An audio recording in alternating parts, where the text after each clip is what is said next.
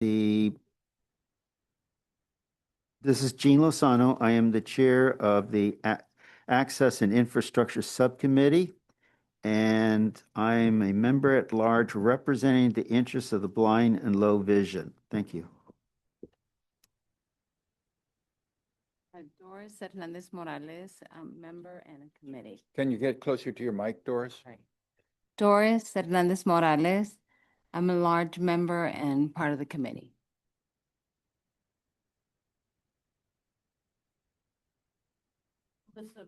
Which button? Sorry, there you go. Melissa Backrack, at-large member and vice chair of the Printing, Communications and Policy Committee. Hello, this is Helen O'Connell, Chair of the Training, Communications and Policy Committee, and I should be doing a presentation today. All right, and the last member and our newest MAC member is over to my right, and I would like to introduce Rick Hodgkins. And Rick, welcome. Thank you, Charles. Welcome, everybody. And thanks for everyone's open arms and support. My name is Rick Hodgkins. I'm a member at large. Even though I'm blind, I also serve the other developmental and also intellectual disability. So I'm a member at large. So I'm representing cross disability, if you will. And I also serve on two People First chapters, Capital People First, as I think one of you knows. And as of August of last year, I've also became a member of the Sacramento United People First chapter, or SACU, S-A-C-U. I have also been a member for 3 years of the, or for about 4 or 5 years of the CalAIM, California Advancing and Innovating Medi-Cal. I'm a member of their managed long-term services and supports stakeholders working group. I served for 2 years on the Alta California Regional Center Client Advisory Committee, and that was from 2005 to 2007. And I served on the State of California Department of Developmental Services Client Advisory Committee from 2013 to 2019. And from 2013 to 2016, I served 3 years on the Employment First Policy Subcommittee, which is a subcommittee of the State of California State Council on Developmental Disabilities. And I also serve as a self-advocate on the Lanterman Housing Alliance, particularly on their legislative advocacy committee. So thank you very much. And I'm honored and privileged to be serving as the most newest member of the MAC right now. All right, Rick, thanks so much.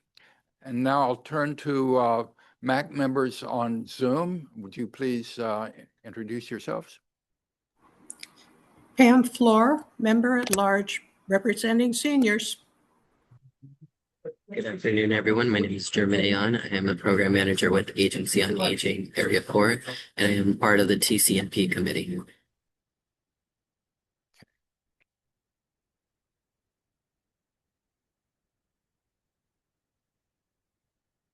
Hi. Okay. My name is Diane Olofsson. My name is Diane. I'm MAC Training, Communication, Policy Committee. Thank you, Diane. Good to have you. Any other MAC members on Zoom? I think that's about it. All right. Okay. And now staying on Zoom, I would like any staff members to introduce themselves. Well, I'll start with Priscilla Vargas. I'm the ADA Compliance Officer and the Staff Liaison to the MAC. And we'll go to my right. Hello, Austin Greiner, Accessible Services Administrative Assistant. Letitia Caver, I'm a customer advocate. Holly Martinez, customer advocate supervisor. Charity. Charity Oakley, Director of Bus Operations. Brian Griggs, Paratransit Operations Manager.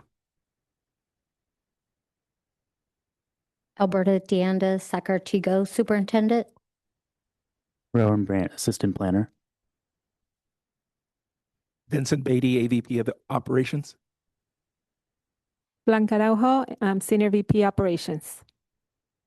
James Drake, Senior Manager of Service Planning. I think we've got everybody. So members of staff that are on Zoom. Hi, good afternoon. This is Sarah Paul. I'm a senior planner with Sacarty. Sarah. Kevin Any other Schroeder. staff? Yes, Go sorry. ahead. Kevin Schroeder, Senior Planner for SAC-RT. Appreciate it. Any other staff on Zoom? All right, I'm going to stay on Zoom. Any members of the public on Zoom? Please introduce yourselves.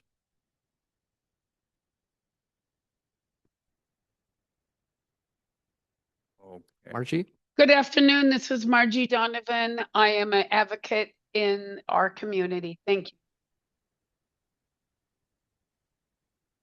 Was that audible? Yes, we Okay, heard thank you. you. Thank you. Right. Stephanie Jones. Good afternoon, everyone. And I'm Stephanie Jones and attending as a member of the general public. Thank you. Okay. Any other people on Zoom that have not introduced themselves?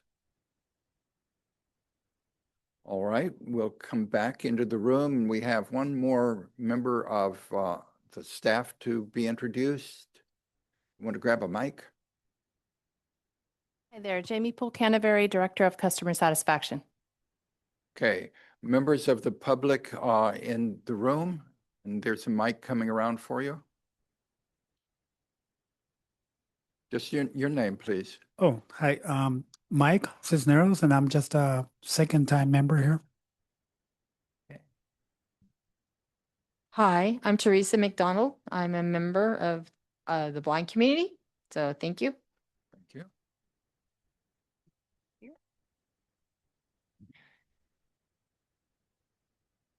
Hi, my name is Lisa Hooks. I'm with the State Council on Developmental Disabilities. Thank you for having me here today.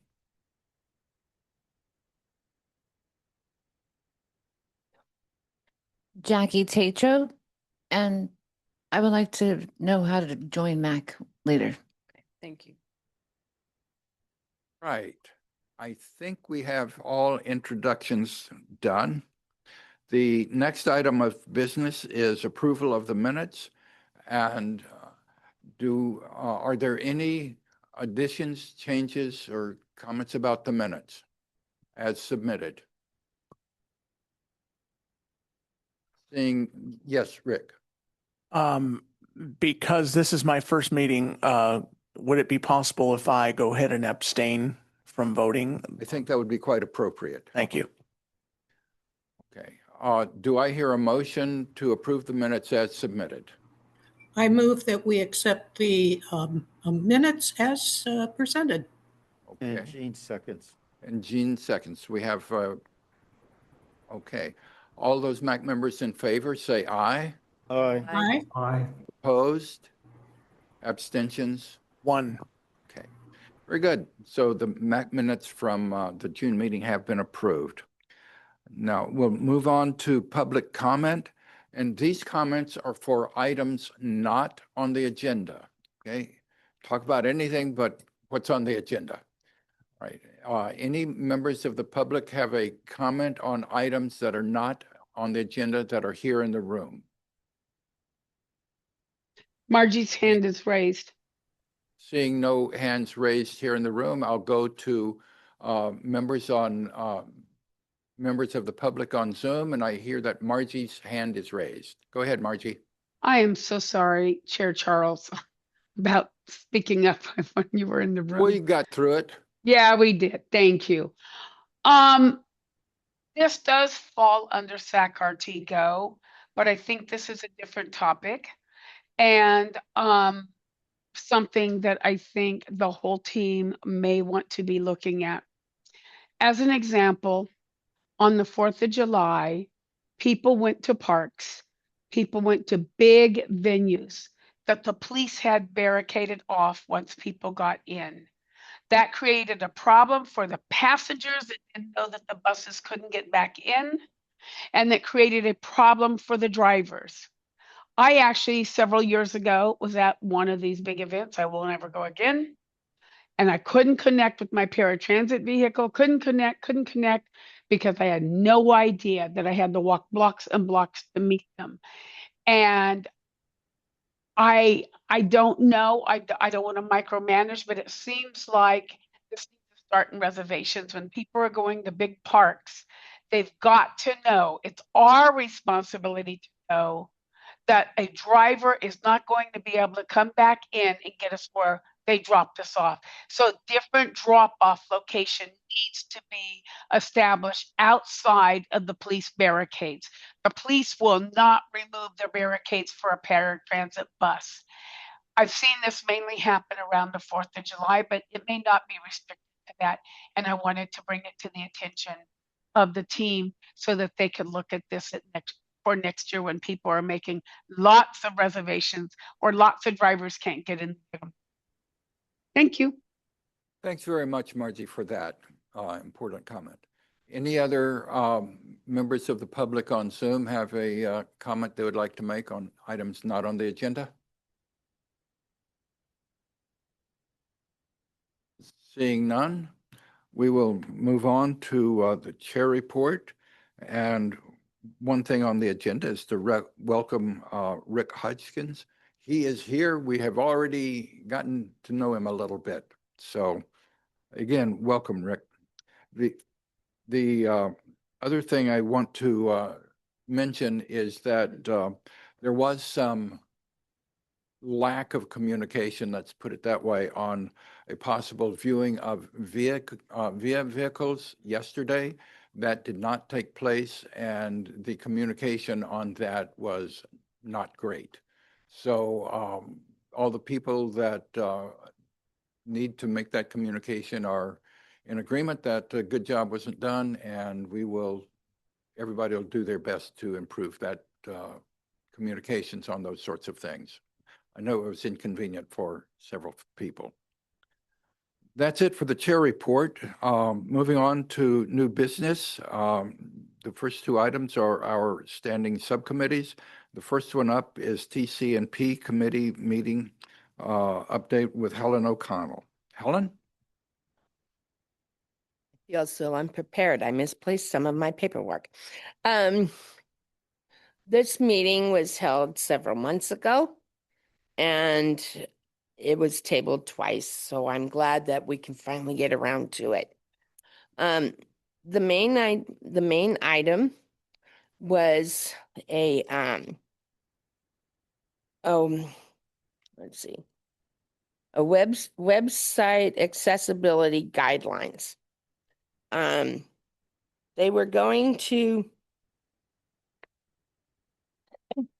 They have been working on the website for a very, very long time, upgrading it, reconfiguring it. But we have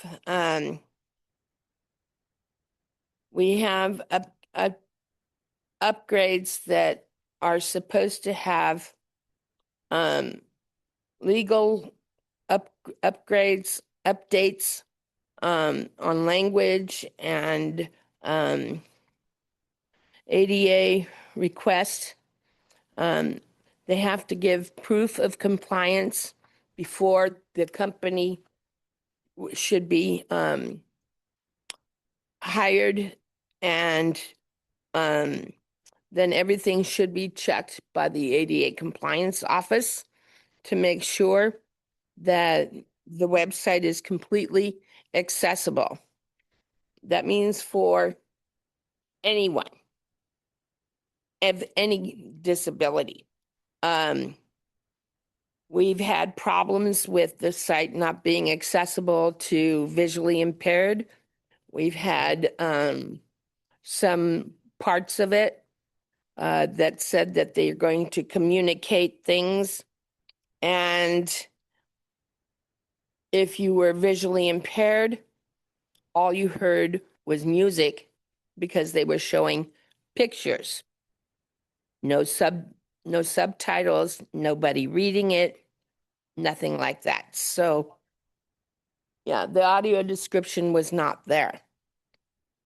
And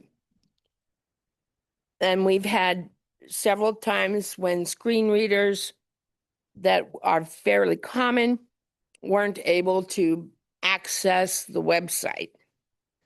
As of this new website accessibility guideline, or WAG 0.211 or 2.11 is the newest version. It is supposed to be fully implemented in April 27. It is a sticking point for me because every time I'm a novice, I'm not the greatest on computers. So every time that I want to find something on RT's website, the drop-down boxes don't necessarily give me the subsection that I'm expecting it to be in. So I click on everything and then I have to go through 2 or 3 screens and before I can click on something else to get me to where I gotta go. And I believe if you have other disabilities where the screen readers aren't working and you can't get to where you want to go, you're going to get frustrated because you can't find the information you want in a timely manner. So I'm hoping that this new WAG 2.11 that is supposed to be implemented by April 2027 will have enough teeth in it to make sure that the website is fully accessible. And as far as I can, is there anybody here that was at the TCMP meeting on the board that has something else to bring up? Go ahead. Nope? Okay. I have a question though. What does TCMP stand for? Training, communications, and policies. There's the training, communications, there's an M and O, TC and P. Oh, Yes. thank you. You're welcome. Hi, Helen. This is Holly. I wanted to just interject for a second, if you don't mind. Certainly. The part you showed me about clicking on the drop down and then when you scroll only the back page, I am still working with IT to get that taken care of. So we're looking into that part for the phone access when you're scrolling. I just want to let you know, we actually sent me an email this week. We're working on it, still trying to get that part fixed for you, okay? I appreciate that. But just because I can communicate with people at RT, not everybody has the same accessibility availability. And personally, it's nice that I can communicate with people and get things straightened out or at least looked at. But I think everyone, no matter who they are, should be able to contact people easily. Their names, their numbers, their titles, their emails, they should all be listed where everybody can find them and not buried somewhere in the back. That's just my personal opinion. And there's any other input from anyone? Okay. All right. Yes. Are there questions for Helen on the report by members of the MAC in the room? I do. Okay, go ahead. This is Melissa. Hi, Melissa. I unfortunately wasn't able to make that meeting due to a prior commitment. I was wondering when, I don't know if Helen can answer this or maybe Priscilla, but when you tested the new website, was anybody that uses Dragon, was Dragon tested on it? Dragon is a program where you speak into a microphone and it types what you want on the screen. And when I tried to do it with my phone, it wasn't very successful. So that's why I was asking. I can't answer that question right now, but I will look into that for you and get back to you on specifically whether or not Dragon is part of the website. Yeah, it's called Dragon, naturally speaking. Okay, I if I, assume it is. if I may, if I may, punch up here by saying that Dragon Dictate, I believe that this is what you're talking about. Dragon Dictate is, so as you mentioned, you can speak into the computer. But I also want to piggyback on Helen's point. I said this a few times repeatedly at different board meetings that where for those of us, I mean, the vast majority of us have smartphones, so we're able to look up when the next train is coming, for example. But for those who don't, I talked about the fact that there must be audible announcements in the stations saying when the next train is coming, where it's going, and you know how long when it's coming, where it's going, whether it's a Gold Line train. So that's I would have to, again, I'm piggybacking on what Helen has said. And as far as a TCNP committee, I have not, I did not attend that because, of course, I wasn't a member back then. So I'm glad I'm hearing about this on my first day so I can hit the ground running and continue to tackle it like I've been before, only with more power this time. Thank you. I forgot a small portion. I just found an email that had the agenda. SAC RT Go, no show or late cancellation process. It is in our handbook for RT Go, and they have always had it, but they have not been implementing it or enforcing it. There are specific things that will trigger the no-show late cancellation process. After a certain period of habitual no-shows or late cancellations, there will be, correct me if I'm wrong, Priscilla, a letter and then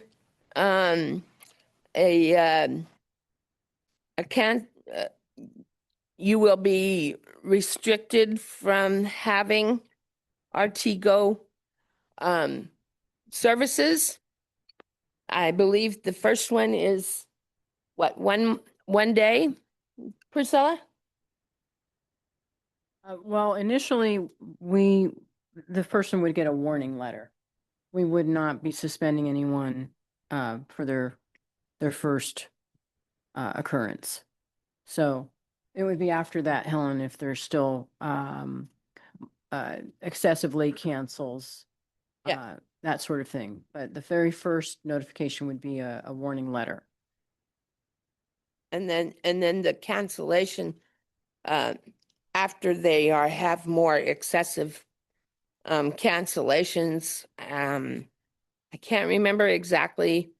I think it was like, was it one day and then 1 week? Yeah, its second violation would be 1 day. This is all, actually, it's even on our website. Third violation, 5 days, and then subsequent could be up to 30 days.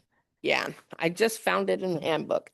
It is noted in the handbook on page 18. The no-show late cancellation policy, pages 17 and 18. I have it in the September 2025 edition. So if you have any questions, Priscilla is the ADA compliance officer, and her staff could explain that in detail. But I can't go into any more because I forgot. Okay. Anything else on the TCNP report, Helen?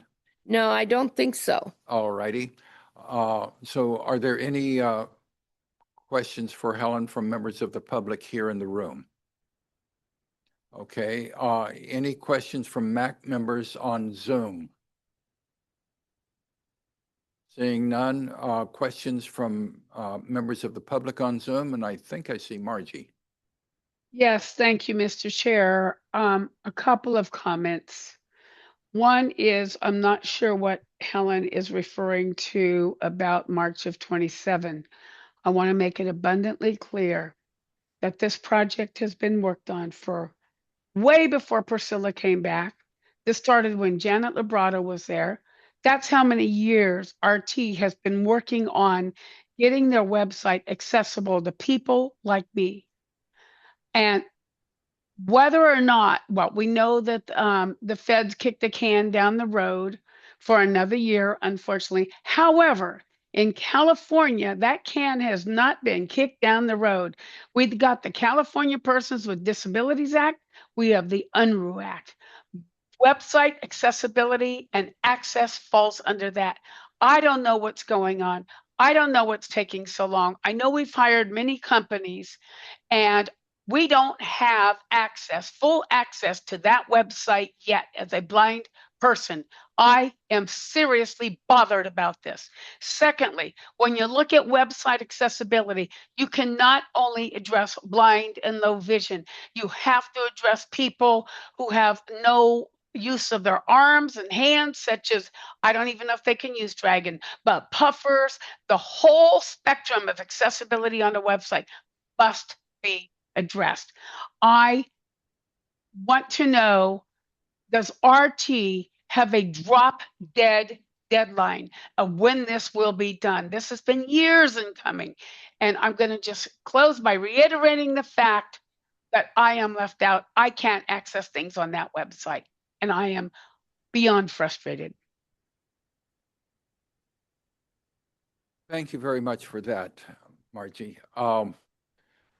Alan, during the TCNP committee, the launch date was in April of 27. Yes. Was that considered as sort of a drop dead date when it would be fully accessible? Yes, that is the deadline. Okay, I guess we'll see. Okay, if that's it for TCNP. Mr. Chair? Yes. Thank you.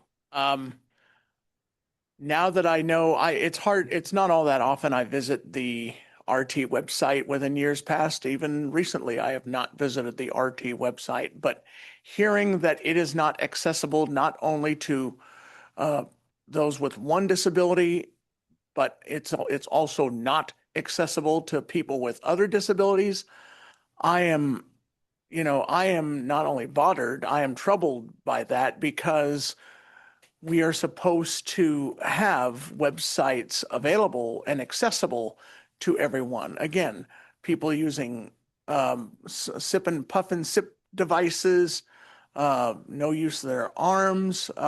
We even have people that use their head to point. They wear something on their head to point to the screen and get the screen to scroll down. There's endless ways people can access the website if and only if the website is accessible to their disability, and it must be accessible to all. Thank you. Yeah,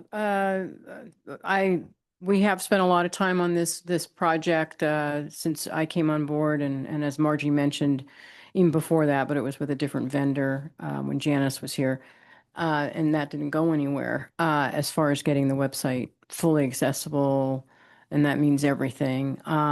Just understand that the April 27 date, that's the date for special districts like SAC-RT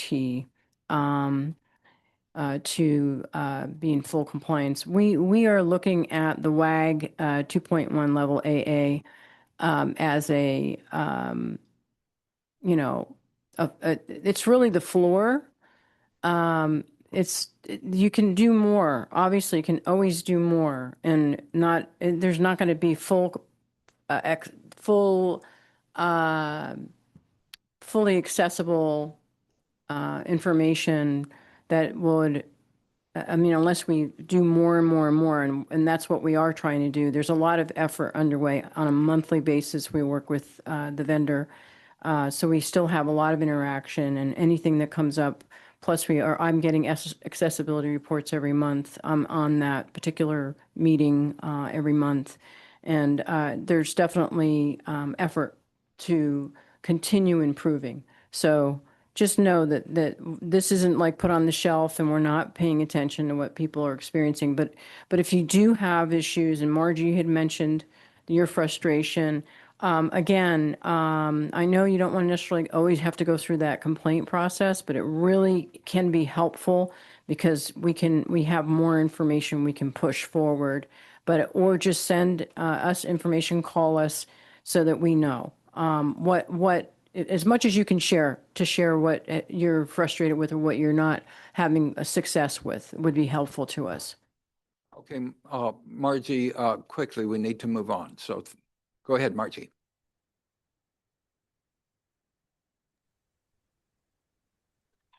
Just quickly, until this website is accessible, I'm going to request that all RT staff and all MAC members stop referring people to the website to look up things. Because when you do that, it closes the door for me. What is an alternative way to find out information that is on the website until it is accessible? Because I need information from that website. Okay, any response from staff? This is really broader than just from my department. And so what I am going to do is pull in the appropriate players. And IT would be one of them, okay, so that we can kind of bring information back to the MAC because we've spent a lot of time just now talking about it, so there's some concern. And we want to try and address those concerns as soon as possible. So whatever I can get between now and the next MAC meeting, I will share it with the MAC. And in the meantime, I'll be following up with IT as well to see how we can move forward with the concerns that are being expressed. Thank you, Priscilla. Rick, did you have something else we need very quickly? Yes. We need to. Yes. I certainly feel the pain. I would not refer anyone to an agency which I don't find, or a website which I don't find accessible myself. And so, lucky for me, I have staff who could help me access things which I find to be inaccessible or too cumbersome to navigate. So, yeah, again, thank you for bringing this to our attention. Okay, Helen, thanks, and thank everybody for their input on this really important issue. Okay, moving on, the report from the A&I Committee with Gene Lozano. Gene. Thank you. This is Gene Lozano, and the Access and Infrastructure Subcommittee met on June 5th, 2026. We had several items that came up, but we had a presentation from Craig Norman, the Director of Construction and Engineering for RT, who gave us a status report on the installation of the low platforms throughout the RT system.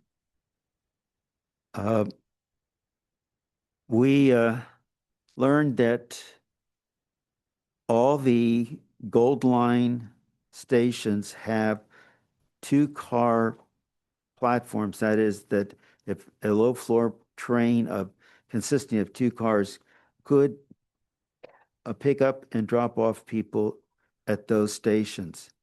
Several of the Blue Line stations have already gotten three-car platforms. So in other words, they added on to the two-car platform. They started this work March of this year and hope to complete the three-car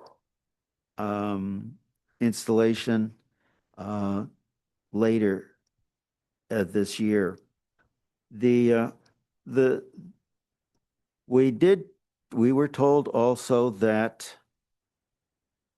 all the modifications, platform modifications for the system will be completed sometime between 2027 and early 2029.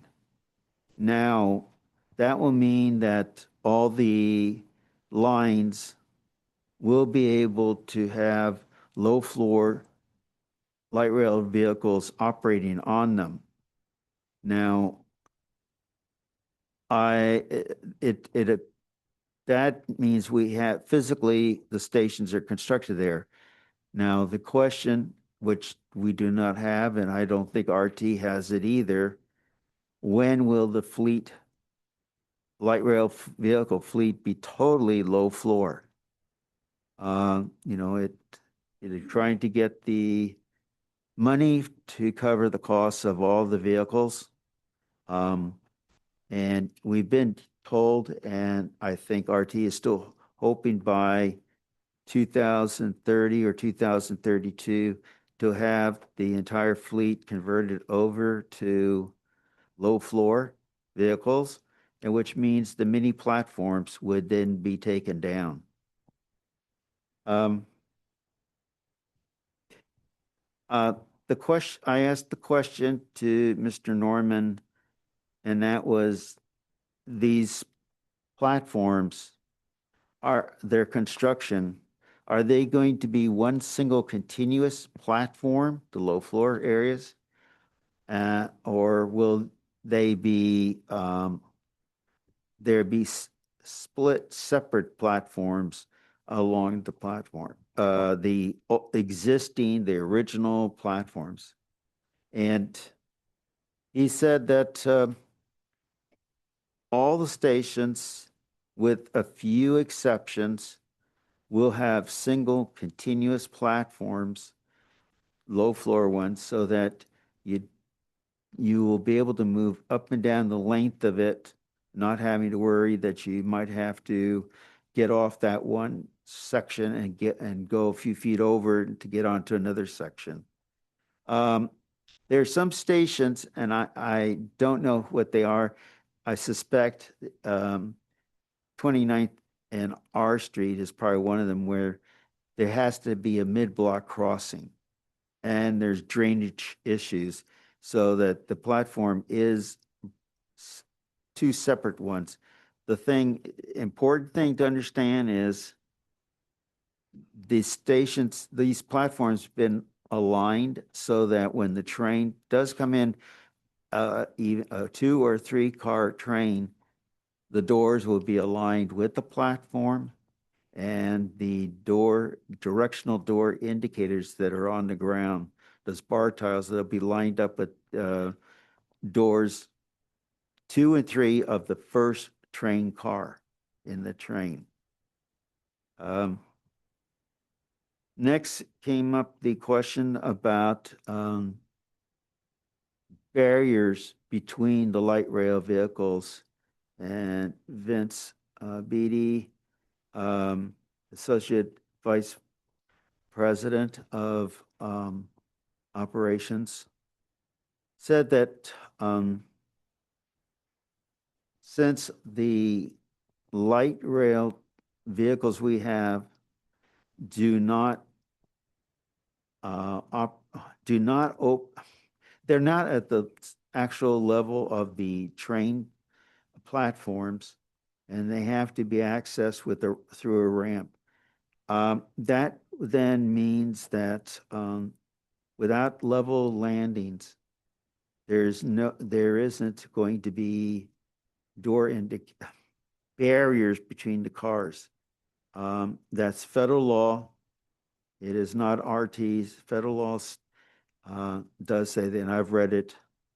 So to find the barriers between the vehicles here in Sacramento, they will not exist. And if anyone feels strongly about that, we can always talk about it in the future. We got a report on the design of the downtown riverfront streetcar proposed project. And that right now is going through studies, environmental impact studies, etc., that will have to meet deadlines for completion. They right now have completed the 95% drawings for the stations and the system. They will be, I believe, in October of this year, 100%. And when they get the final approval from all the parties that are involved in it, the hope is November this year, they'll go out for bids for getting a contractor so the work could begin in April of 2027.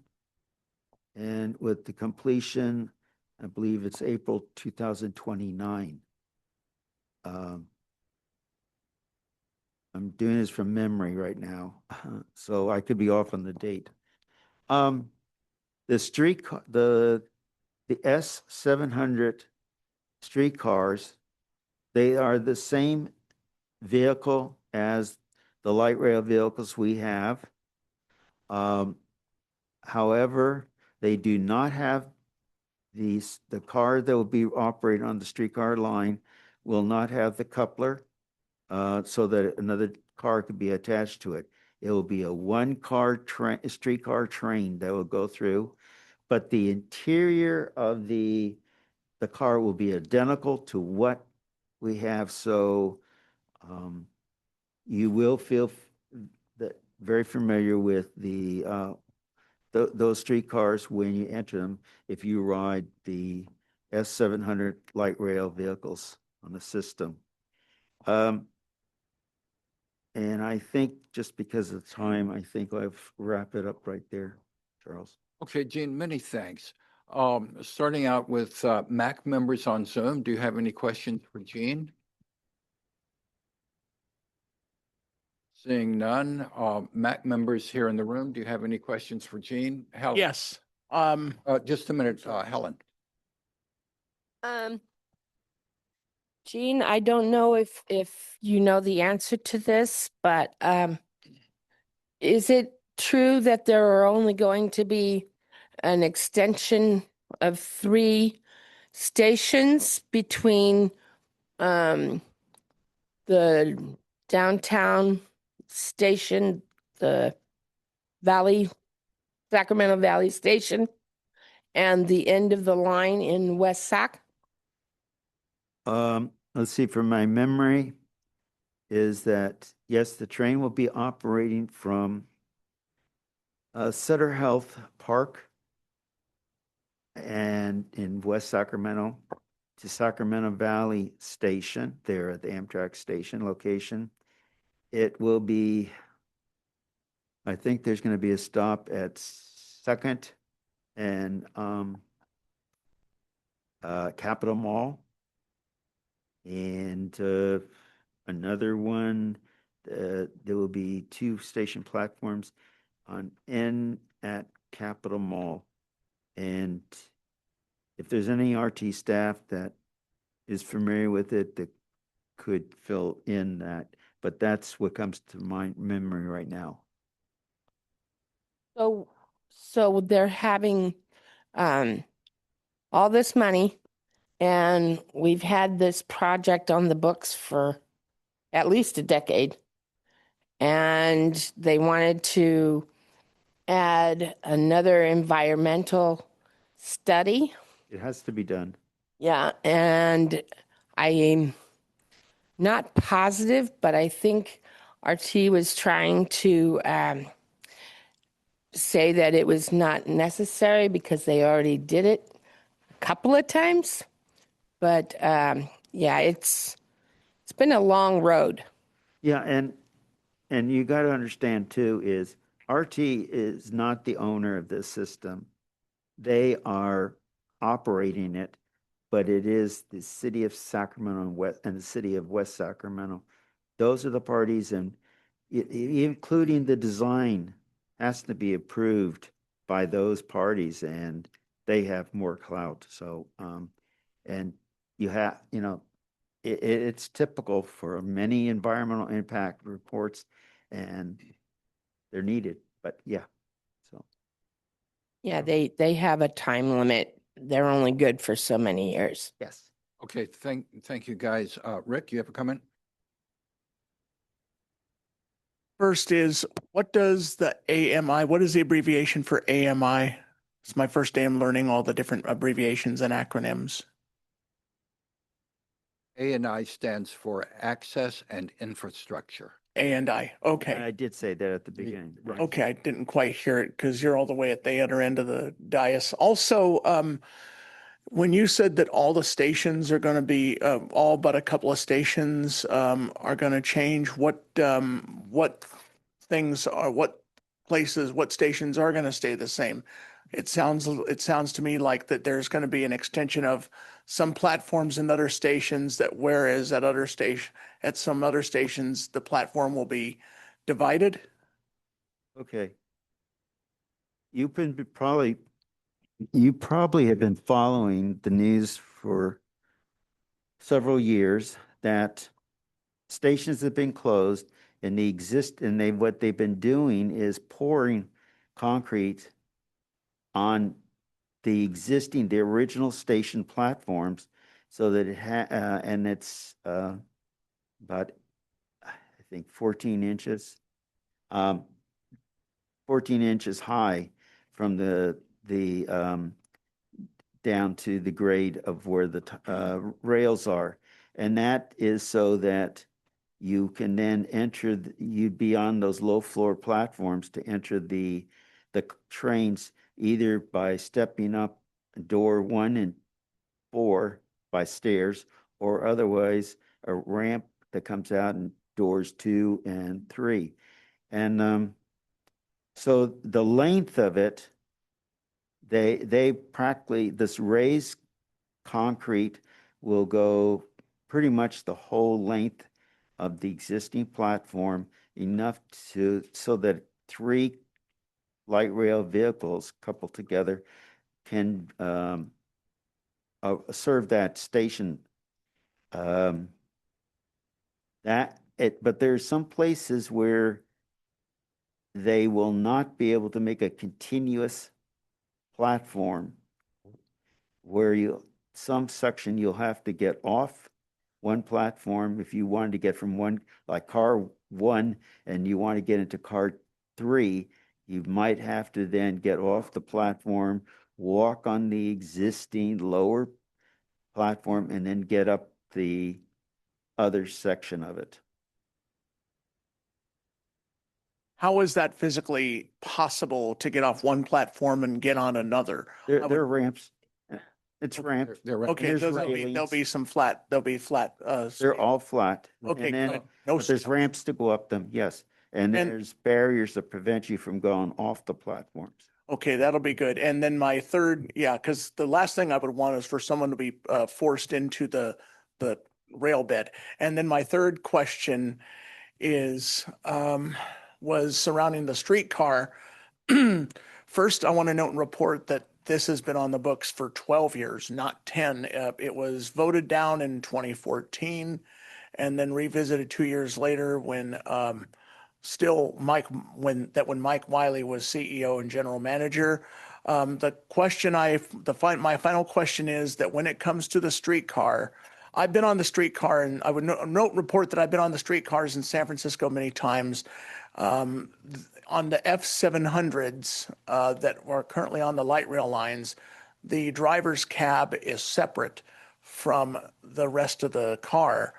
That whereas on a streetcar on the F line in San Francisco, it looks, it's like a bus on rails. The driver, yes, there is a partition between the the driver and the passenger, but there's no it's not a box. It's not a cab, if you will. Is it going to be an actual streetcar, or will it just be an F7 light rail train running on a streetcar line? Thank you.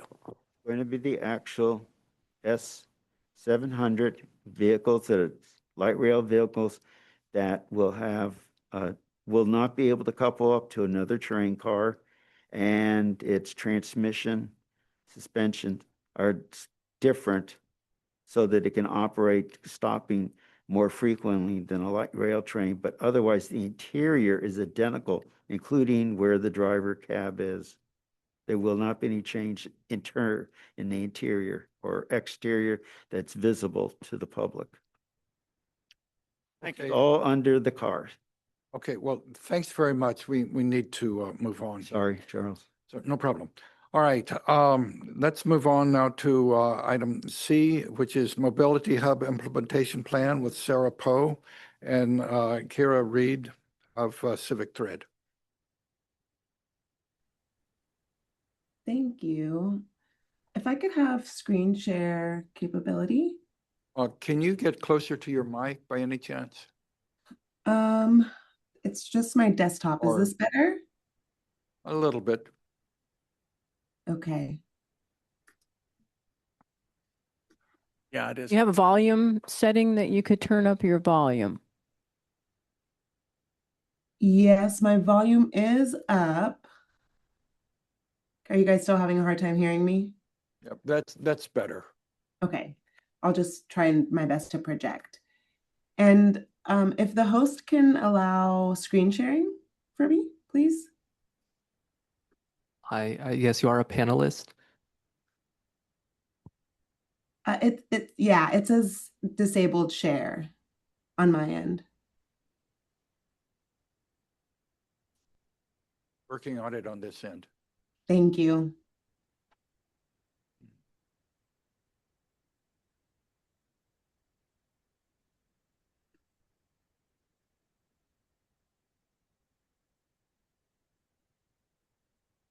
Okay.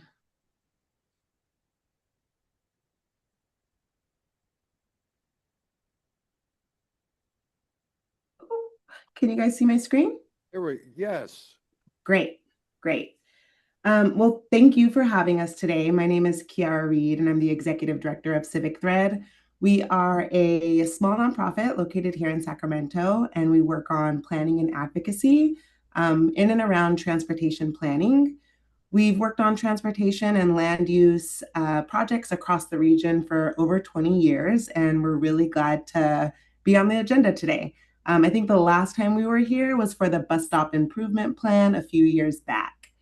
And I'm also joined by my colleague, Afsar, who is going to help me kind of give an update on where we are on this project.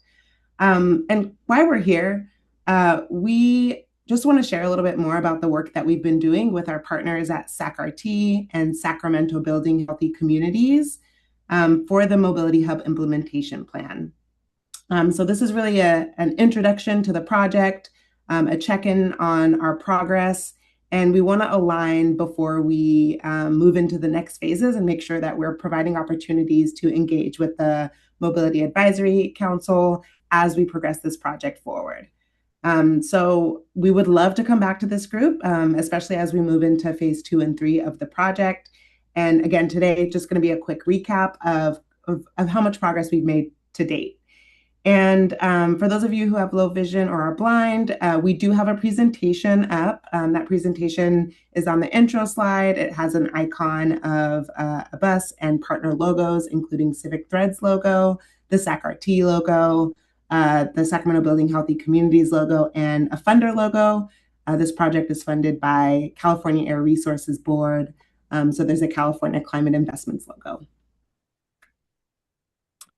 On this next slide, we're showing a hierarchy of the project partners. So the first project partner is Civic Thread. We are the grantee, and we're working very closely with SacRT and a technical consultant who's WSP. Their role is really to handle the technical elements of the project, whereas Civic Thread's role is to work directly with our funder, make sure that we're meeting all the grant deliverables, and also leading the community engagement, which is really where our expertise comes in. We're partnering with Sacramento Building Healthy Communities to lead that engagement. And under Sacramento Building Healthy Communities, we've also convened a group of paid community ambassadors that are engaging with us from start to finish to really make sure that this project is rooted in community voice. We also have some other community partners that we're engaging. on a regional level, and that includes SMUD, the Sacramento Area Council of Governments, and the Sacramento Metro Air Quality Management District. So on this slide, what we have up is the RT system-wide network and locating where the light rail stations are. And for this project, we're focused really on partnering with community members to identify which light rail stations should be prioritized as future mobility hubs. And really the goal of this project, by the end of this project, what we want to have is 7 community identified stations across the 54 light rail stations. So it's a big task, reducing or looking at all the 54 stations and figuring out which 7 we want to prioritize first for implementation. On this slide, we have an image of a mobility hub, which I'll get into in just a moment, and then go ahead and describe what a mobility hub is. A mobility hub is a place that makes it easier for people to seamlessly switch between transportation options to get where they need to go. The idea is that one location helps connect different modes of travel, like walking, biking, transit, shared mobility, rolling, while also helping close for some last mile gaps. So the whole trip feels simpler and more reliable. Mobility hubs are designed to be flexible and adaptable. That means the hub can look differently depending on the station and the neighborhood, and it can also evolve over time as community makes their voice heard and needs change and resources change. Most importantly, a mobility hub should respond to the local community needs and promote a sense of place, so it feels like it fits the neighborhood and works for the people that it's intended to serve.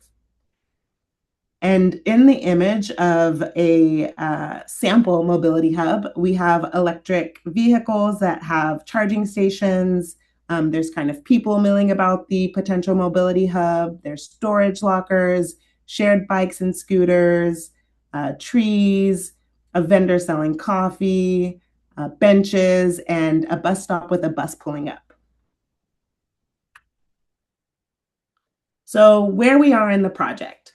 We just wrapped up phase 1 and we're moving into phase 2 of the project. So we're really just at the beginning stages of phase 2. In phase 1, we focused on understanding what matters most to communities by asking which equity indicators would carry the most weight. So that was really about identifying prioritization criteria with the technical team, and then really engaging with the community on that criteria. Next, we're moving into transportation needs and feasibility. That's kind of where we start to identify what are the real neighborhood travel experiences and assess which locations are the most feasible to develop into mobility hubs. And I'm going to kind of get into this a little bit more as we go on. And then after phase 2, we'll move into draft improvement concepts. This is where we really want to come back in phase 2 and 3 to make sure that we're engaging this group, so that we can make sure that the early design ideas are reflective of what your community needs. We'll have some concepts. These would include improvements and potential amenities at the 7 sites that we intend to move forward with. And then finally, we'll be putting all of this together in a draft and final plan.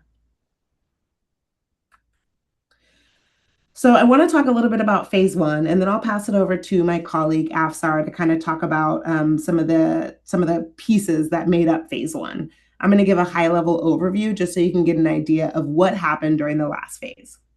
So in the last phase, the first thing that we did was identify criteria. And the goal of that was really to develop prioritization criteria that we could use to really understand which of the light rail stations that we want to prioritize first. There's 54, and we need to get down to 7. So we did that by developing a equity first approach. And so all of the criteria metrics that were used had an equity component. We then took that criteria out to community to pressure test it. So we asked community members to identify what mattered most to them in the criteria so that we could understand how do we weight this criteria and what is most important to community members as we're thinking about what stations to prioritize. After the community engagement, we came back and took a look at our criteria and made sure that our approach was either validated, or if it needed to be adjusted, adjust the framework so that the criteria and the weighting that we're using actually matches what we heard from the community. Then we took that criteria and the information that we gathered from community, and we applied it to the light rail stations and scored them to understand which stations were coming up in the top 20 based on the criteria that we helped identify with the community. And after that, we took the top stations that came out of this analysis to our community ambassadors that we've been working closely with to make sure that this was what they felt comfortable moving forward. This was both based on the data that the data analysis, but also the data that we collected from the broader community. And at the outcome of phase 1, we identified 20 priority stations to advance to phase 2. And I'll just go back one slide. So those 20 station needs and feasibility assessments for. So in phase 2, we're really trying to understand, are there any, limiting factors at these stations that might make it infeasible to actually have a mobility hub at that location? And we're also going to work to understand what are the transportation needs surrounding and at this light rail station so that we have a full comprehensive picture that will help us reduce this 20 down to the 7 that will help us move to the phase 3 draft improvement concepts. And Afsar, I'll pass to you to kind of talk about the prioritization criteria and the engagement. Awesome. Thank you, Kiara. Before I get started, can everyone hear me okay? Do I sound loud enough? Yes. Great. Okay, thank you. So yeah, thanks, Kiara. I'm going to take us back to phase 1 and kind of go over in more detail what we did. So like Kiara said, we got to a list of 20 stations using an equity first approach. This slide has a pie chart showing the set of equity indicators that we used to evaluate those stations. So some of these indicators include affordable housing, green zones, as well as paratransit services, which is weighted at 5%. But we know that the data doesn't always capture how people actually experience public transit. In other words, measures like paratransit can point us in the right direction, but they don't fully capture the accessibility challenges people face every day. Next slide, please, Kiara. So this slide has a couple of photos of our community engagement and summarizes what we did. We had 2 pop-ups, one on light rail cars themselves. We had 1 workshop, 2 small group interviews, 1 survey, and across all of these events, we engaged about 530 people. So the list of priority stations identified through the equity analysis was confirmed through our community engagement efforts. The equity criteria emphasized economic hardship and multiple equity burdens, which aligned with both state equity definitions and the priorities community members shared throughout the engagement process. Feedback from participants and our community ambassadors reinforced that these criteria accurately reflect where the greatest need exists. Based on that feedback, we made no adjustments to our equity indicators, but we did make an adjustment to the station list. Specifically, we removed Morrison Creek Station and added City College Station. This change reflects what we consistently heard from community members, including our community ambassadors, who emphasized that the importance of prioritizing youth-serving destinations. So by adding City College Station, we were able to better reflect that lived experience while maintaining the integrity of the equity framework. So this slide shows a map with all of the stations and how close they are to certain equity criteria, but more importantly, it shows that list of top 20 stations, and it's highlighting where Morrison Creek Station was ranked at number 10, and where City College Station was ranked at, I can't really see that. Is it? It's number 30. number 30, and those two are going to swap based on community feedback. And I'll just add, I think it might be important to go through the list that is on the screen. So the top 20 that we are moving forward with are the Arden Del Paso Station, Royal Oak Station, Swanston Station, Meadowview Station, 47th Avenue, Center Parkway, Franklin Station, Fruit Ridge Station, Cordova Town Center Station, Morrison Creek has been removed, sorry, the Florin Station, Globe Avenue Station, 16th Street Station, Marconi Arcade Station, Starfire Station, Zinfandel Station, 7th and I County Center Station, 8th and K Station, Alkali Flat La Valentina Station, College Green Station, University 65th Street Station, and City College Station.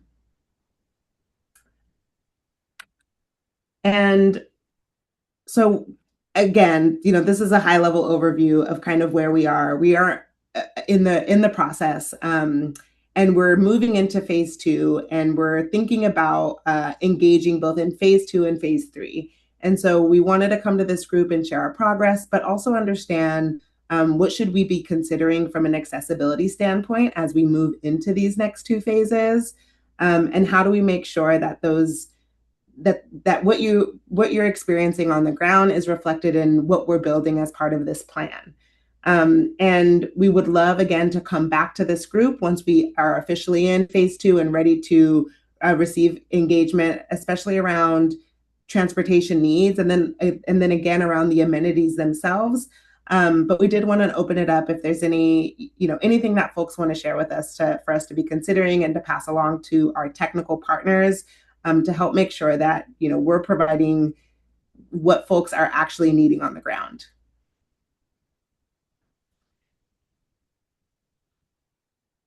And that's our presentation. We'd love to take questions or hear recommendations from folks. Well, thank you very much, Kira. And I'm going to open the questioning up first to MAC members on Zoom. Do you have any questions or comments for Kira? Seeing none. Any questions from members in the room? I think I see Helen. I have a comment on Zoom, sorry. Oh, a comment on Zoom? Okay, I don't see a hand up. Okay, Diane, sorry. Yes, this is Diane. This is a nice way for how the hubs are set up. As a representative for the deaf and hard of hearing community, I would like to see and make sure that there's some ASL videos in the hubs and a way to alert them. For example, just to set up QR codes that people can scan and look at videos or learn more about the area. That's just my recommendation. It's a great recommendation. Thank you. Sorry, Diane, I didn't see your hand up. Any other MAC members on Zoom? Okay, I'll come to the room here, and I think I saw Helen's hand up. Yep. When isn't my hand up? I would like to have someone from SACRT give me a printout of the PowerPoint, and that would answer some of my questions. But I have a suggestion that I know it's going to be limited to 7 sites, correct? Yeah, Kevin, do you want to talk about the 7 sites? Sure. This is Kevin Schur, Senior Planner for SACRT, working with Kiara. So in general, the 7 sites are the ones that we're going to have conceptual designs and drawings to help guide future design and construction. But the other 20 sites are still viable for future funding. We just won't get into the details of those sites with images and graphics. That'd be the difference between the 20 and 7. Okay. I have a very strong point of view that if we're going to have a hub where everybody can get different types of transportation, there have to be public restrooms available. That is extremely important. RT doesn't have very many light rail stations that are close to public facilities so that you can use them. This is a major problem for people that are going from one end of the system to the other, for drivers of the buses, the light rail drivers, the RT Go drivers, and any other RT employees that are made to work in a certain area for an extended period of time. So that's number one. Number two, we need to, once we've chosen the 7 ones, we need to be engaged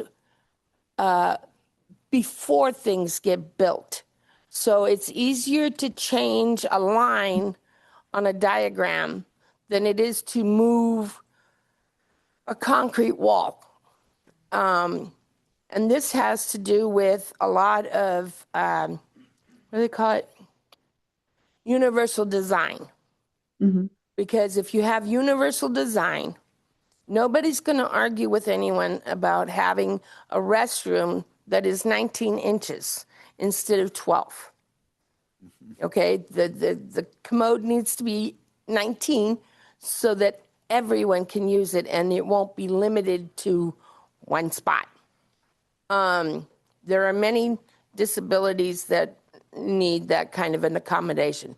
If you use universal design during the design process, it's a lot cheaper to change the lines than it is to retrofit. And we've proven that over and over. Okay, Helen. My suggestions. Thank you very much. Rick, I'll get to you in a minute. Melissa? Okay, yeah, Melissa? Hang on, would you like me to respond to the comments? Oh, sure, go ahead.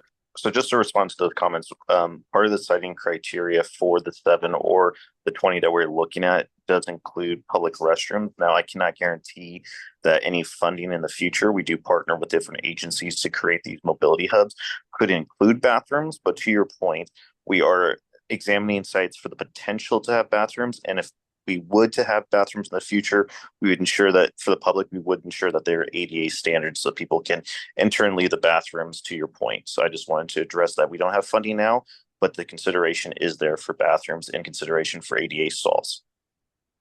Thank you. Thank you. All right, Melissa. I'm sorry. Can everybody hear me?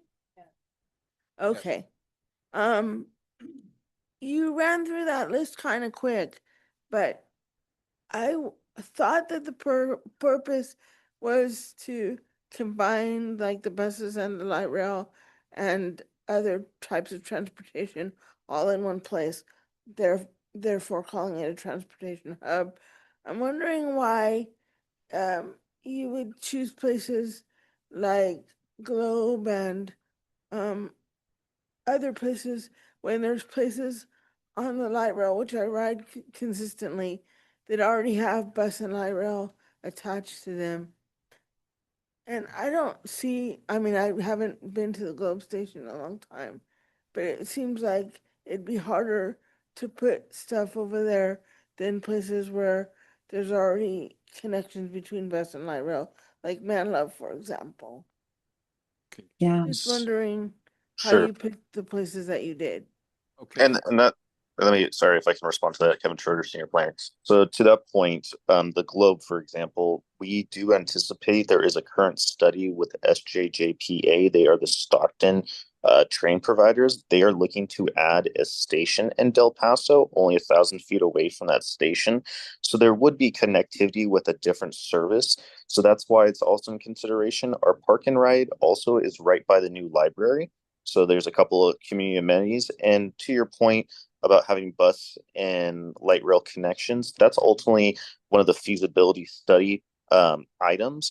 But we are also very focused on the neighborhood itself. So the disadvantaged and other categories that could benefit from mobility hubs. So it's not an absolute requirement that bus and light rail be both there, but it is an absolute benefit to have at least one of the options, bus or light rail. And as this is a light rail study, we always would have light rail. The buses may or may not be at that station. And as you're aware, in the future, we may have another connectivities with routes and things of that sort. So this wouldn't hinder any ability for future bus connectivity. Okay, thank you. You answered my question. Thank you. I Okay, appreciate it. Doris, did I see your hand up? Yes. Just a quick question. This is stage one, just the beginning. But when was the final product? I mean, it'll take another year or so. Do we know the due date at this Yes. point? Yes, thank you for that question. Yeah, we are currently in phase one, and we're waiting on a contract extension from the state, but we should be wrapped up in September of 2027. Thank you. Yes. Rick, did I see that you wanted a question or comment? Yeah, yes. And thank you for calling on me last. First, I want to piggyback off what everyone else said about the bathrooms. But I do want to remind, I agree that we need bathrooms for everybody, but I would like to remind not only my fellow members, but also the public and staff that we have one mobility hub so far, that being the Amtrak station at Sacramento Valley Station, because we have Amtrak, light rail, and buses, both Amtrak throughway buses as well as RT buses. It's a shame that we cannot include Greyhound in that, although I will note and report that the Greyhound depot is a couple blocks away at just a block away from 7th and Richards Township 9 light rail station. The concern, my mother has prohibited me from taking light rail unless I'm with someone because of the lack of safety. And because I have multiple disabilities, everyone says I'm too vulnerable to be traveling on light rail by myself, which I disagree with, because I believe that, I know we have security cameras in light rail stations catching people, and I know that the Sac Sheriff has made tons of arrests already, but I wonder what more could be done to enhance the safety experience because when I believe if something is accessible, when something is accessible, it's safe unless you have, and also if I have to tap my card or my phone prior to boarding a light rail train, I want those to be centrally located, and so I don't have to, find one and hope it's working before I get on the train. That's another thing is, and I said this also repeatedly at board meetings, just like you can tap your card or your phone on the terminal on the bus, I just worry about trying to find a tap machine, a tapper inside the light rail station and only find it's not working, and then I get thrown off the train. And also, people with who have pets, not service animals, but quote unquote pets. And I'm not talking on the train. I'm talking in the light rail station. Also smoking. There should be a no smoking sign.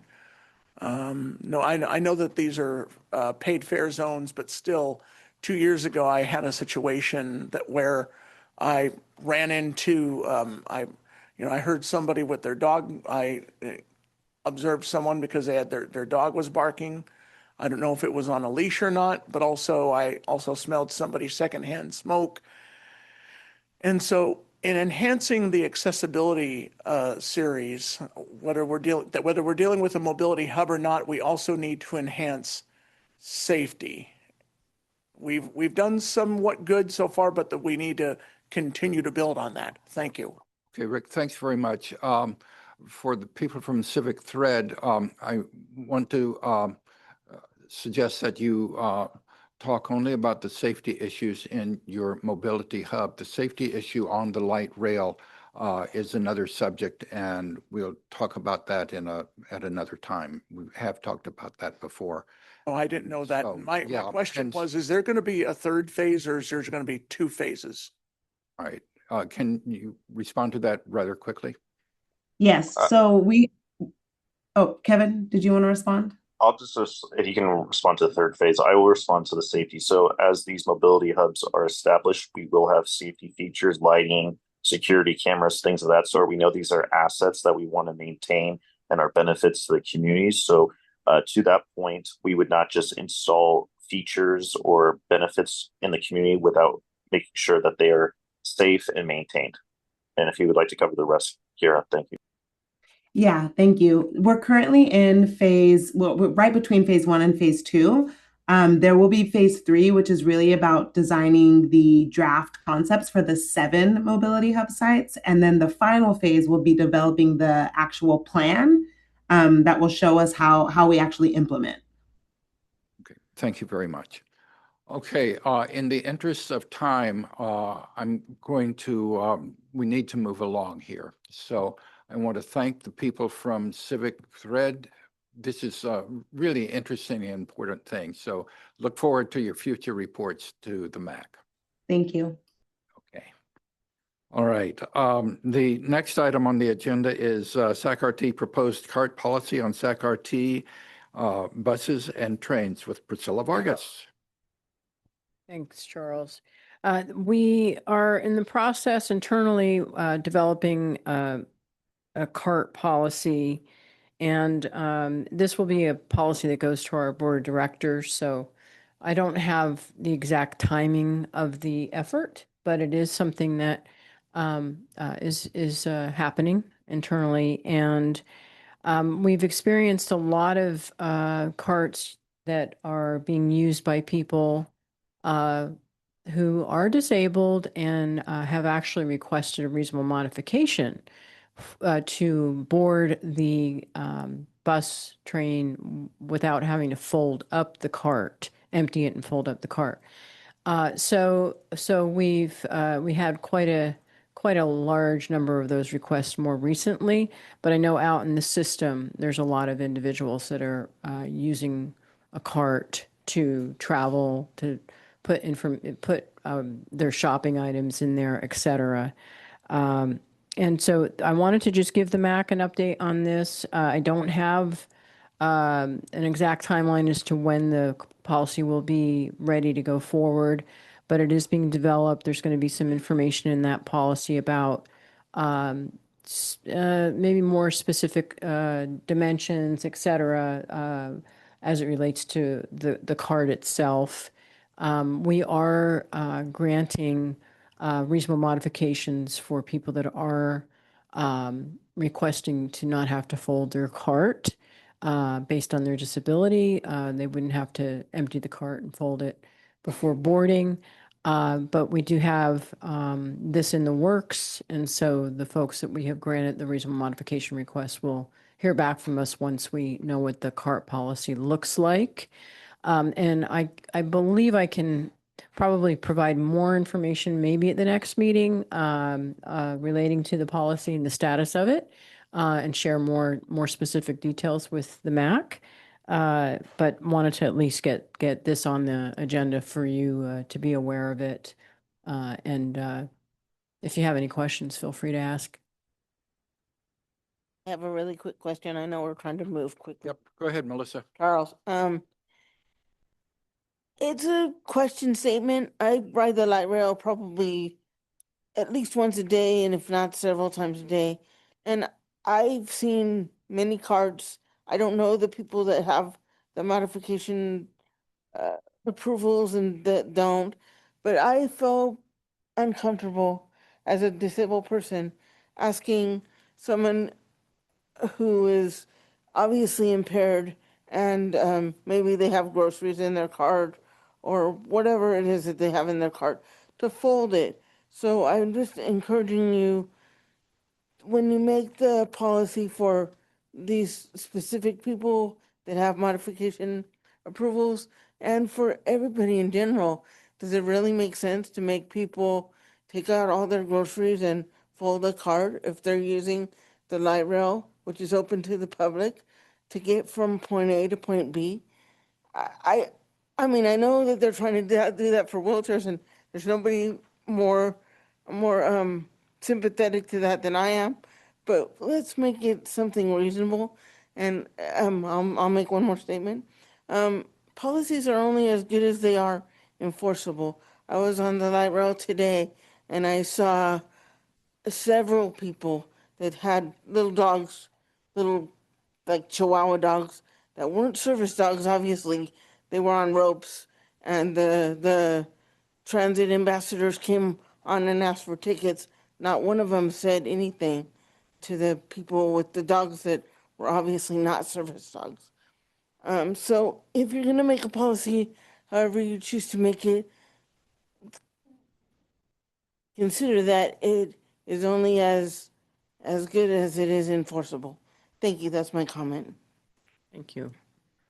Okay, Priscilla, one suggestion that I have is that as you're pulling this policy together, perhaps you should take it to the TCP committee so you can get into more details and have a further, more detailed discussion. And then once you get past that, bring it back to the MAC.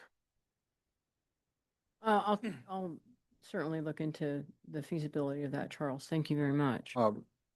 Let's see, just a minute, Helen. Rick, a quick comment, please. Sorry, I've used a four-wheel cart that you pull, which you can pull or push, and I also use my cane. And it would be impossible, physically impossible, if not physically preposterous, for me to have my cane and the cart and take all the groceries out and carry the groceries on and then bring the cart on. Again, that I don't think people were asked about this before this policy took effect. I think it was only to protect, cover the drivers, but not people with disabilities using the system. Some wheelchairs I know are equipped with baskets, not all. And again, people that are blind, a lot of them use four-wheel dolly carts. So, and you can't expect somebody with a cane or even a service dog to try and handle all the logistics of that. That's an impossible expectation. Thank you. Right, it's hard to fold the dog up. All right, we are running short of time here, so Sentence. Helen, very quickly, please. Very quickly. This issue has been brought in front of the Board of Directors excessively for the last at least 4 months, because I do go to both meetings. So yeah, a lot of people have been bringing up this issue where they go to the store on the bus and they fold it up. But when they come back, they can't get back on the bus because they can't empty their carts. So this is not a small issue. Right. It is a system-wide issue. And I'm not sure, but I don't know if you've done this or not, but look at other bus systems around the country to see how they've addressed this problem and see if there are solutions that are out there. Yeah, we have actually done a bit of that already. So both California and even beyond, looking at what other agencies are doing. Okay. Pam, and you have the last comment here. We're going to have to move on after you. Well, I'm speaking up for seniors now who are not certified as having disabilities, but who maybe no longer drive and need to get groceries and can use public transit. And they would also have an issue trying to empty a cart and get their groceries. And how else are they going to get their groceries? I know they can have them delivered, but that's not the same. So it's a broad problem. It's a broad issue. I agree. It's a vexing problem. It really is, because people do need to shop and they have big things and they take public transit. So Anyway, any final comment, Priscilla? No, that's it. But thank you for the feedback. It's very helpful. All right, and Priscilla, don't go anywhere. SAC-RT Foreign Language Interpreting RFQ update. Priscilla. Okay, I just wanted to again give the MAC an update, and this is you'll be getting more information like this as it pertains to. Oh, it's okay. As it pertains to RFQs, RFPs, et cetera, this is an effort that's been in place for many years, and the foreign language interpreting effort is one where we currently have a contract with a vendor who does our interpreting of printed material, even our applications. If we have them in different languages, they will provide those languages for us. Our writer's guide. We have different departments that are involved with the interpreting efforts. It's not just my department. It's Paratransit Go, it's finance, and it's the clerk to the board. And the RFQ is being reviewed at the moment. It isn't something new that we haven't done before, but I wanted to at least let the MAC know that this is something that we do. The RFQ is being reviewed for completion, which will go, the release is in October. The existing contact that we have with Cal Interpreting and Translation will expire in, I believe it's early October.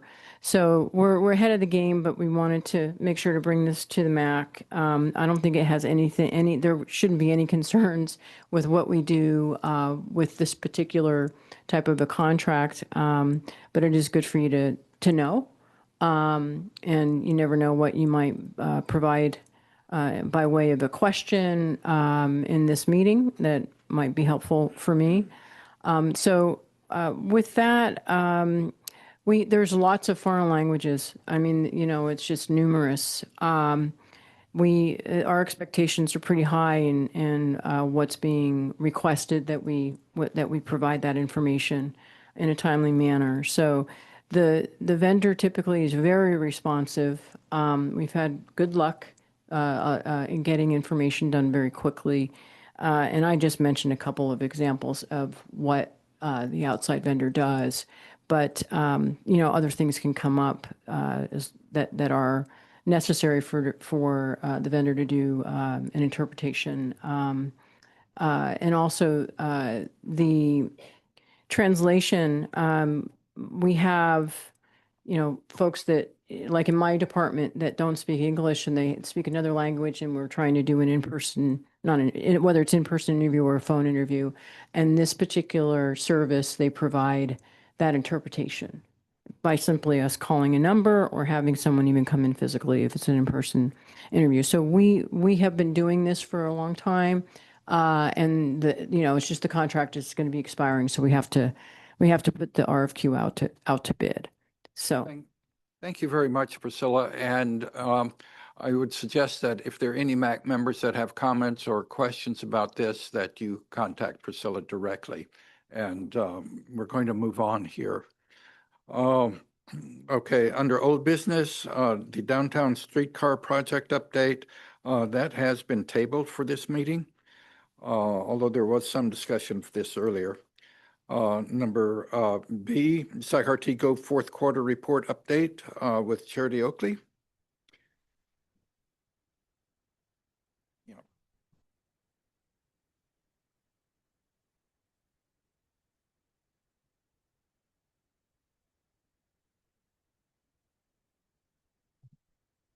Okay, good afternoon, MAC members and the public. I'll be quick. Charity Oakley, Director of Bus Operations. And this is the fourth quarter update. So for the ridership for April, SAC-RT Go's ridership was 24,087. UServe's ridership was 10,348. When that's with a total ridership of 34,435. And then for the month of May, Socrates Go, we had 24,272. And then UServe carried 11,207, and for a combined of 35,479. And then for June of 2026, Socrates Go had 24,428. And then UServe had 10,336. And then a total ridership of 34,764. And then for our on-time performance for the fourth quarter, April, for Socrates Go was 74%.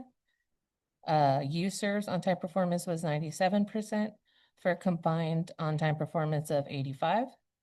And then for May of 2026, Socrates Go had 73% OTP. UServe had 96 with a combined of 85%.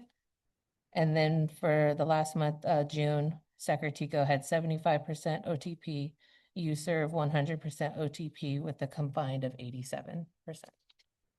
Okay, MAC members on Zoom, any questions or comments? Okay, MAC members in the room, any questions or comments? Yes. Okay, very quickly, please. Sorry, this is too much. Anyway, I know that when I go to San Francisco and I ride the buses, the Muni buses and even the streetcars, but mostly the buses, that there are announcements on board the buses in English and also in Mandarin. Eventually, I would like to see that with our system as well, whether it's Rick, we're only talking about the SAC-RT Go and the UServe, not the long bus and the light rail. All right. Well, as far as SAC-RT Go and UServe, I was getting ahead of myself because it's my first day. Yeah. I would like to point out I had an issue with UServe yesterday. I was in a podiatrist office. The podiatrist was running behind, and I almost didn't see the doctor, and I'm afraid the driver was going to leave without me, that they couldn't. I mean, aren't they required to wait 5 minutes? It's very stressful when I have to use the SAC-RT Go or UServe to go to a doctor appointment, because I hear a voice in my head saying, what's more important, getting home or seeing a doctor that probably doesn't care about you or is soft on you? Oh, So, Rick, thanks. I've run into that problem myself, and sometimes I've actually had to call and cancel my ride. But they tell me that if to give them a call when I am finished at the doctor's office, and that works. I mean, sometimes you have to wait a while, but it does work. Yeah, I just, but I couldn't. I had another meeting to go to, and I'm just afraid of that happening to the point where maybe I'm waiting several hours to get a ride. And Okay. Well, anyway, that is an issue with on-time performance. I agree with that. Charity, I do have a question myself. At your presentation a couple of months ago, you compared the on-time performance with peer things. One was with the Santa Clara Valley, and the other was with the San Diego Metropolitan Transit Authority. And in those, do they have systems systems comparable to like UServe that we have here, or they just have all just buses? I have to go back and look at my notes, Charles, but I want to say that they had contracted services. Supplemental services, Supplemental service, like we yeah. do. Would you check on that, please? I will. I'll get you the answer. I just don't Yeah, remember. you can get back to me just in person. It doesn't have to be in a Yes. Yes. Yes. All right, quickly.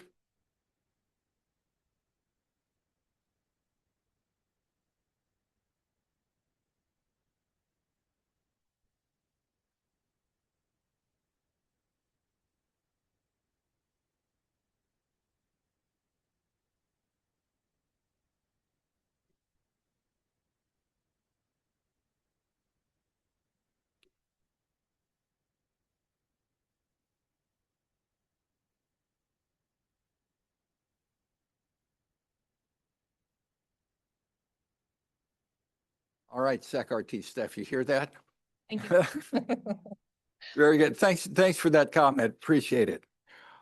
Okay, anything else quickly for Charity? All right. Charity, thank you very much. Okay, moving on, we have the Comprehensive Operational Analysis, COA, with James Drake. Good afternoon, members of the MAC.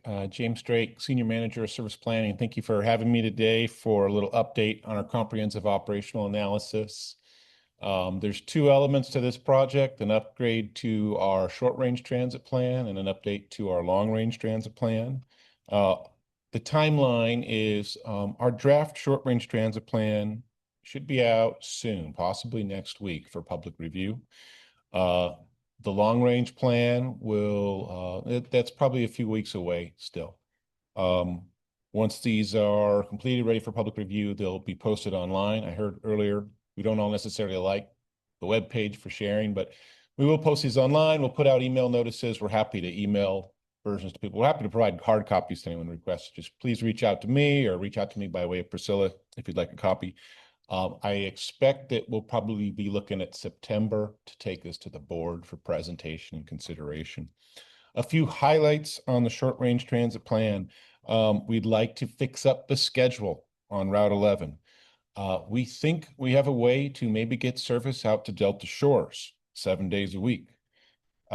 We are trying like crazy to get Route 30 to have 30-minute headways on Sundays because it's just hourly right now.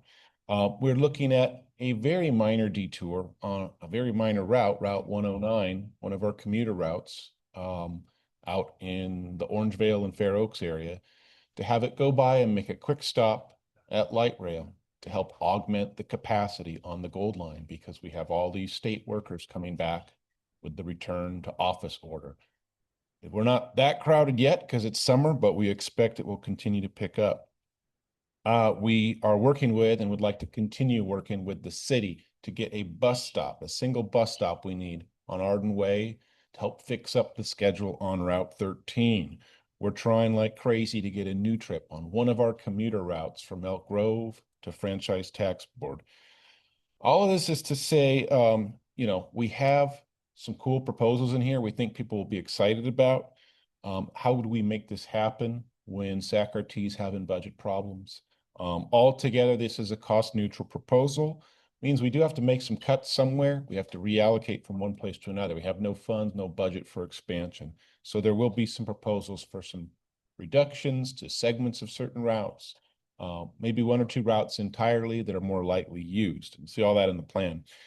Will it happen? I have to also say that depends. SAC-RT, is facing a lot of budget challenges.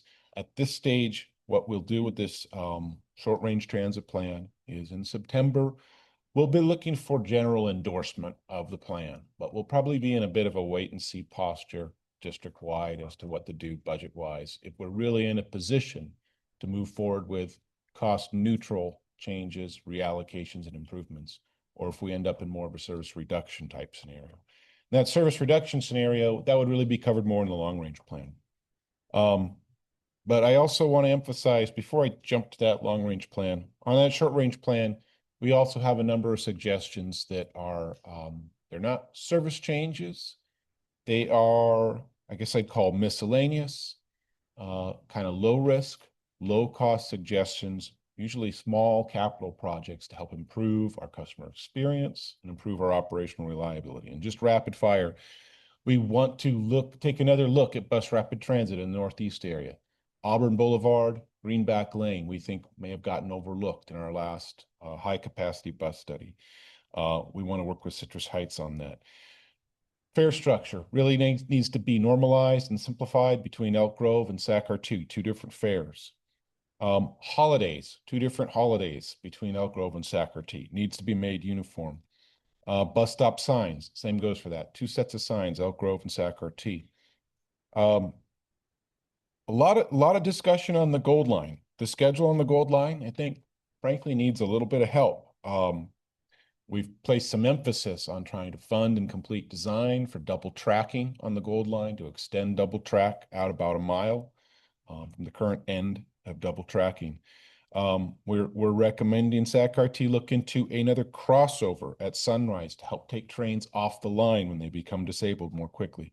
We're looking at things like new break rooms on the Gold Line to make it easier for operators to take their breaks. We can get away from the practice we have now of having to change seats between operators at Sunrise. It's a time-consuming procedure.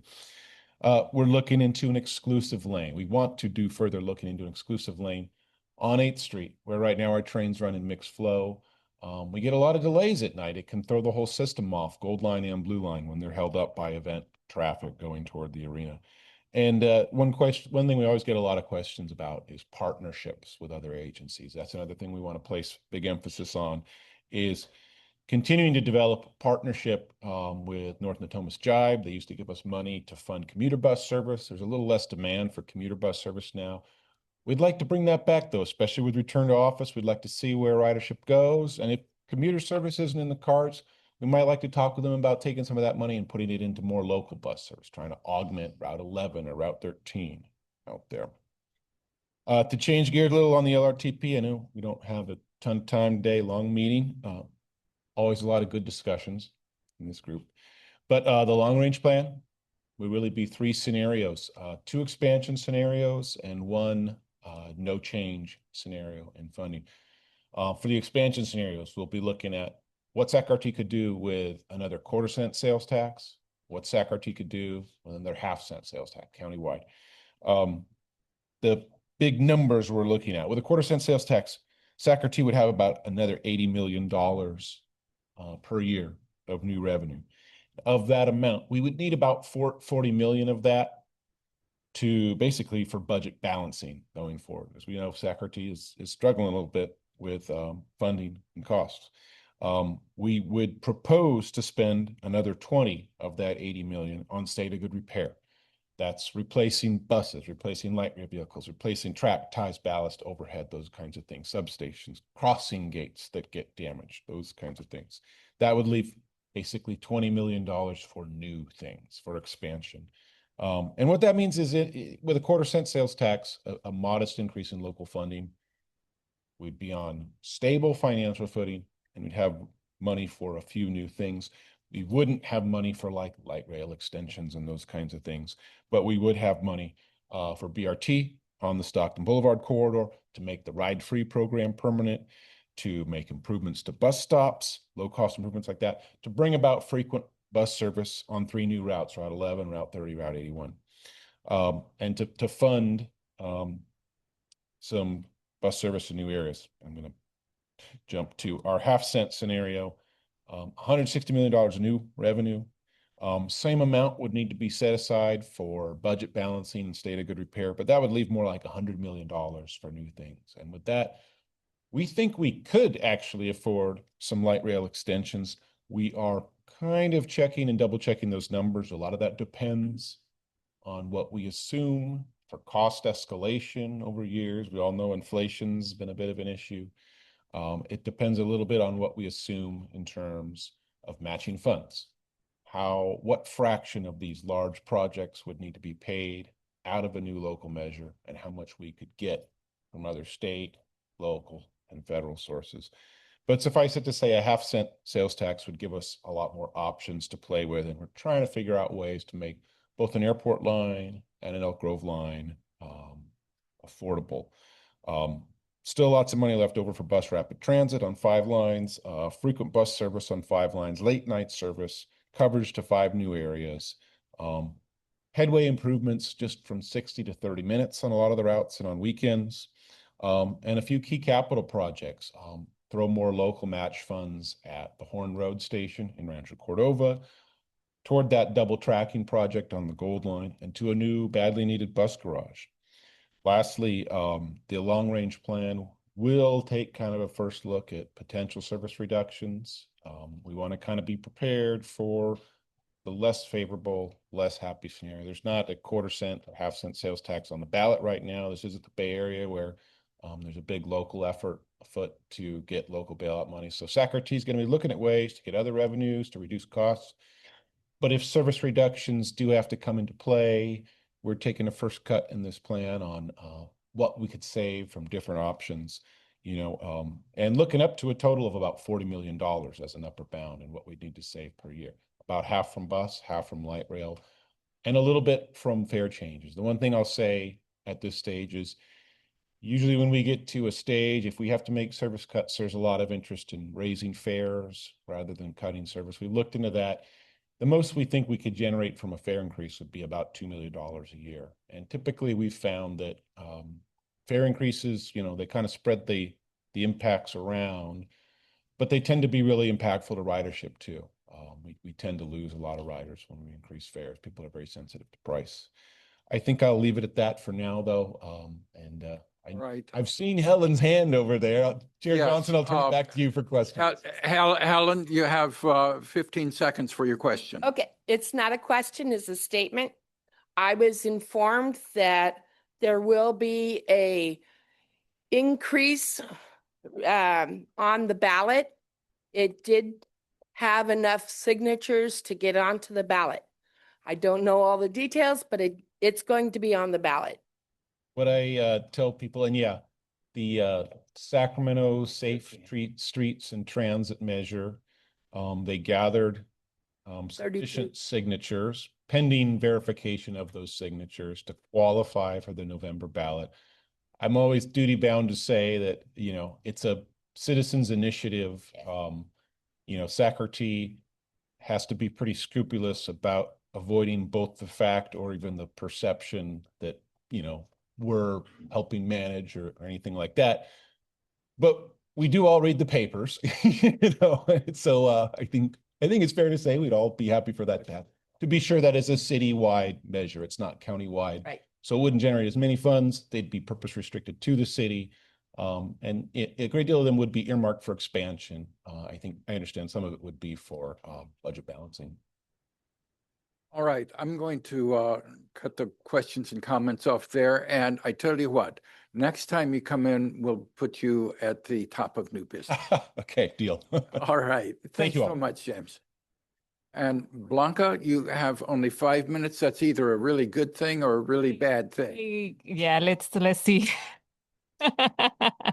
Hello, everyone. I'll make it quick. So I just want to provide a quick update on where we are with the VIA transition. Since our last meeting, I had the opportunity to speak to Jeff and stay in communication with Charles and Tiffany, who have all been very engaged throughout the process and brought some really good questions and valuable feedback from the MAC and the broader disability community. Their willingness to work together has helped us to understand how to move forward and how to have productive discussions with VIA as we move through this transition. So I really want to say I appreciate all of your guys' communication and partnership with that.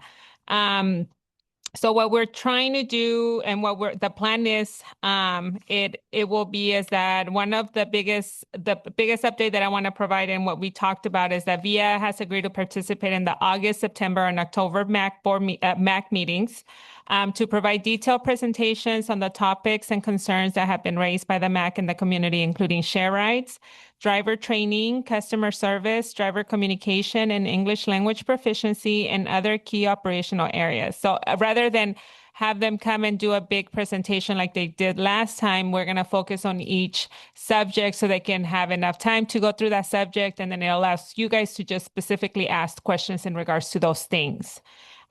We've also got them to, they're going to be participating on our MAC Executive Committee meetings with the board chair. And what we'll do there is we'll have a little bit more time to discuss and ensure that all that feedback's coming back to and plan to when we have those presentations that they really are answering exactly what the concerns are. Again, it's really just to try to focus on the concerns, and they're not just sitting here, giving you guys information that you guys might not really be interested or concerned about. Then from there, they'll present the presentations, and then they'll come and present them. We've also got them to commit to attend all future MAC meetings after implementation. Is a big change that we didn't have with USERV. So they'll be here They even commit to be here in person, but if something does come up, there's always a virtual option for them. But I think it's important for them to hear directly what the concerns are, and then we can start responding to those issues that come up on the following MAC meeting. So we were able to confirm that with them. Regarding the vehicles, we spend a significant amount of time discussing that, but we are kind of constricted on what we can do because we need to implement we need to give them the award first. So that's why it's really, really important that the contract be considered by the Secretary Board on July 27, which we're presenting that over to them. So once that's fully awarded, then we can really have those conversations with them because it's limited with what we can do for right now.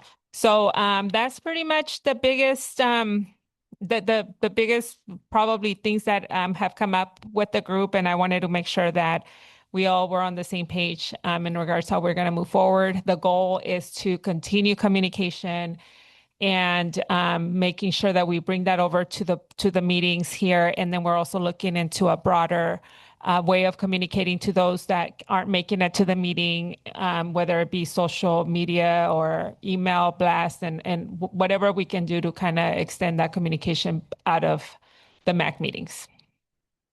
Just a quick comment here. I want to, Blanca, thank you and the whole senior executive staff of RT for your emphasis on communication. Thank you. I think this is excellent, and I think we'll see the benefits of this communication. I agree. And so anyway, that's what everybody's working for. Thank you. Okay. Any quick questions? All right, Helen, very quickly, please. Oh, I'm sorry. Richard first. Oh, Richard? Okay. Rick? Lost my train of thought there. I I looked at the thing which Austin sent over to me about what people were saying. And I'm surprised, I'm shocked and surprised Jeff Tom is not here because he had the same concerns that which I had about not only the blind people that are blind being ambulatory, but also longer shared rides and longer trip times. He brought up, yeah, and I would just echo those concerns. Jeff is currently on vacation right now. That's why he's not here. But out of state. But he has communicated with Blanca. Yeah, he's been communicating with me, Rick, and he's really, I was glad to hear he's really pleased with the way we're planning to move forward. And I think it's just getting Via in here to start responding to all those questions. Oh, my. And Rick, if you have any specific issues or comments or things like that, you can direct them to me and I'll make sure that they get spread around. All right. Well, thanks for coming, Rick. Appreciate it. If I can, I just want to note and report that I was I was very disappointed during somewhat because not only because half of the membership is not here, or maybe 2/3 or however many people did not show up that are members. I understand one's on vacation. I don't know about Jeff Tartagia. I've been hanging out with him a lot before, but also how we rushed through things. And I get very stressed if I have to rush through things. And like with the transit plans, I doubt we can ever make RT better unless we get that 0.5-cent sales tax. And it all starts with resolving the homeless issue. That means we need to get the California Apartment Association on board. As much as they're against helping the homeless, they need to be part of the solution too if we're going to see anything better for RT and not allowing the homeless to loiter in our light rail stations and whatnot. Thank you. Okay, thanks, Rick. Okay, Blanca, thank you. All right. It is time for me to ask, do I hear a motion for adjournment? I would like to make an announcement, please. Oh, I'm sorry. I did skip that section. Yes, announcements. Okay. The Sacramento County grand jury.gov has a report that is titled, "Is Sacramento Regional Transit Ignoring Riders with Disabilities?" It was issued June 30th, 2026. It is a 22-page report. If you are interested, please check it out. Thank you. Okay, thank you. And I did, Helen, as you remember, I did send a notice about that out to all MAC members. Yes, but I thought it was important that the public know also. Yep. All right. Okay, now then, any other announcements or requests for information? Seeing none, is there a motion to adjourn? I move. I Moved. second German. All those in favor say aye. Aye. Opposed? The motion is passed. We're adjourned until next month. Have a happy rest of July and the beginning of August.